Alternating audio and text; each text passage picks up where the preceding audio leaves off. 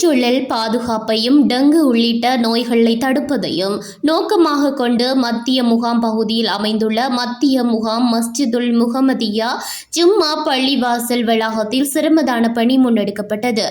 ஆரோக்கியமான மற்றும் சுத்தமான சூழலை உருவாக்குவதுடன் எதிர்வரும் ரமலான் மாதத்தை வரவேற்கும் முன்னெச்சரிக்கை நடவடிக்கையாக இச்சிரமதான பணி பள்ளிவாசல் நிர்வாகத்தின் ஏற்பாட்டில் நடைபெற்றது.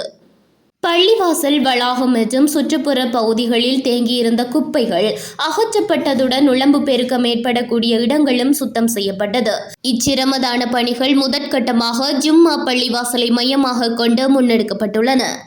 எதிர்வரும் நாட்களில் மத்திய முகாம் பிரதேசத்தில் உள்ள பாடசாலைகள், விளையாட்டு மைதானங்கள் மற்றும் பொது இடங்கள் உள்ளிட்ட பல்வேறு இடங்களிலும் சுத்தப்படுத்தும் நடவடிக்கைகள் விரிவுபடுத்தப்பட உள்ளதாக ஏற்பாட்டாளர்கள் தெரிவித்தனர். நிகழ்வில் நாவிதன்வெளி பிரதேச சபை உறுப்பினர் எம்.ஏ. நளீர், மத்திய முகாம் போலீஸ் நிலைய உத்தியோகத்தர்கள், பள்ளிவாசல் நிர்வாக சபை உறுப்பினர்கள், பல்வேறு பொது அமைப்புகளின் பிரதிநிதிகள் மற்றும் பொதுமக்கள் கலந்து கொண்டு தன்னார்வமாக செயல்பட்டனர். சமூக ஒருங்கிணைப்பின் மூலம் சுத்தமான மற்றும் ஆரோக்கியமான சூழலை உருவாக்கும் இம்முயற்சி பொதுமக்களிடையே நல்ல வரவேற்பை பெற்றுள்ளது.